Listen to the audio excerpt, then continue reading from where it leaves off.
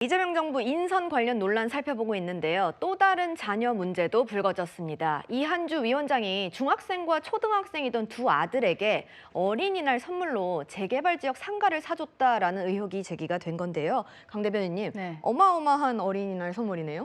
그렇죠. 본인은 심지어 이제 이한주 위원장 같은 경우는 이재명 대통령과 예전부터 함께 했었던 것으로 알려지고 본인 어떤 싱크탱크의 수장으로서 활동을 했던 분인데 이분이 방송에 나와서는 투기가 투기를 부른다 뭐 이런 이야기들을 하셨던 분이란 말이에요.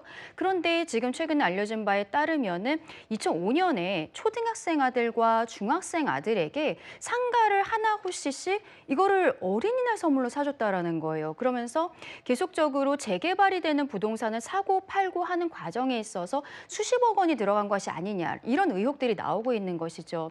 최근에도 같은 매체에서 위성락 실장에 대해서도 이야기를 한 부분들이 있습니다.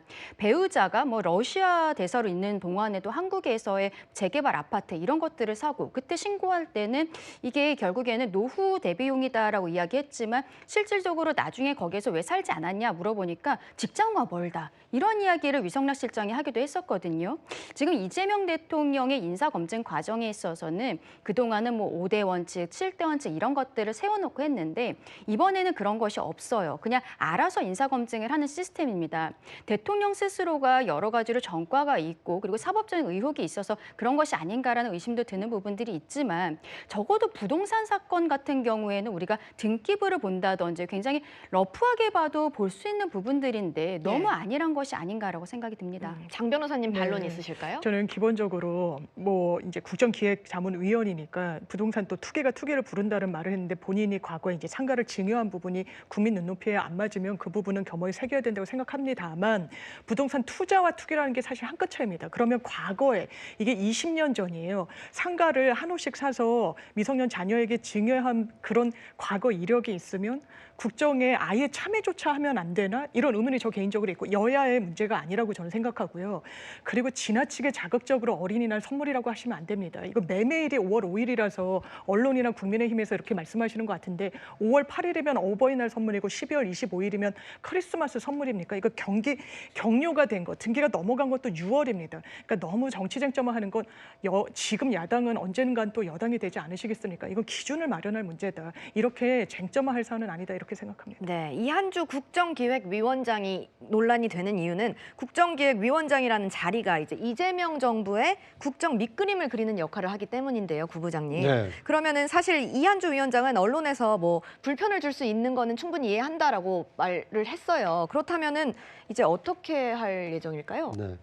그러니까 해명만 놓고 보면 기획위원장을 계속 하겠다라는 의지를 보여준 것 같습니다.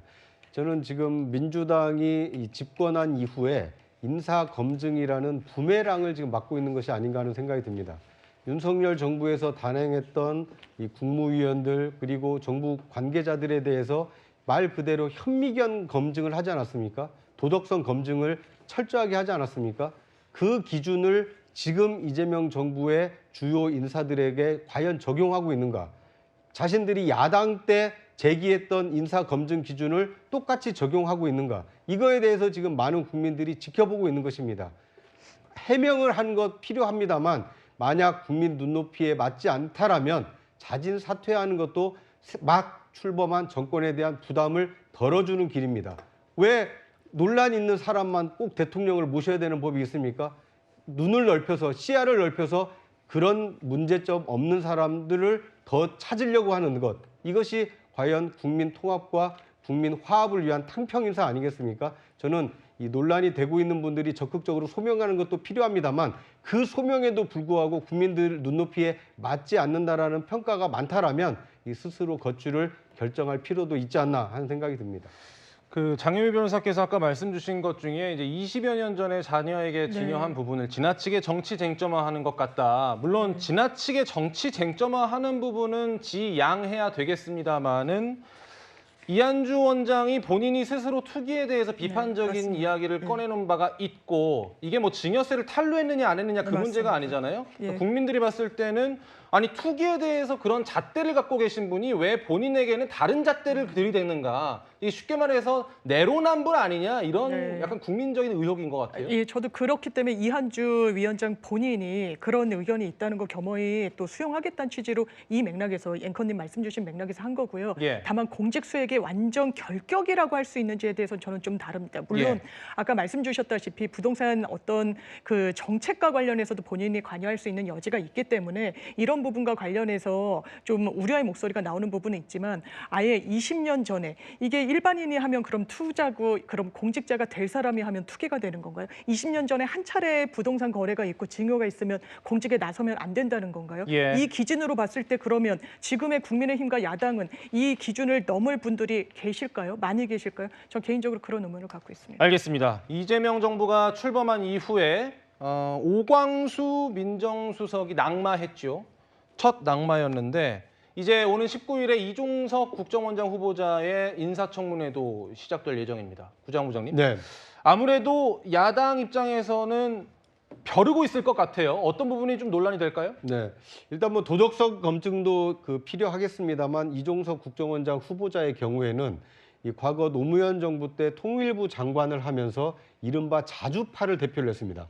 그러니까 한미 동맹을 중심으로 한반도 이 남북 관계를 개선하자라는 동맹파가 있다라면 남북 관계를 기본 축으로 해서 이 국제 그 질서와 국제 사회에 대한 그 연대를 하자라는 이 자주파가 있거든요. 예. 이거에 대한 논란이 굉장히 컸었고 그것이 이 대외 정책을 정하는 데도 상당히 중요한 영향을 미쳤습니다. 당시에는 통일부 장관이었기 때문에 주무 남북 관계를 관장하는 역할이었습니다. 그런데 이번에는 국가정보원장으로 이 대한민국의 대외 정책을 총괄하고 지원하는 업무를 하게 됩니다. 그렇기 때문에 과연 과거 소신을 지금도 그대로 유지하고 있는지, 북한이 핵무기를 고도화하고 있는 현 시점에도 과거 생각을 그대로 유지하고 있는지 예. 이거에 대한 이 국정 수행 능력 그리고 이 자신에 대한 생각에 대한 이 정밀 검증이 필요하지 않나 하는 생각이 듭니다. 인사가 만사인 만큼 야당뿐 아니라 언론도 유심히 지켜볼 것 같습니다.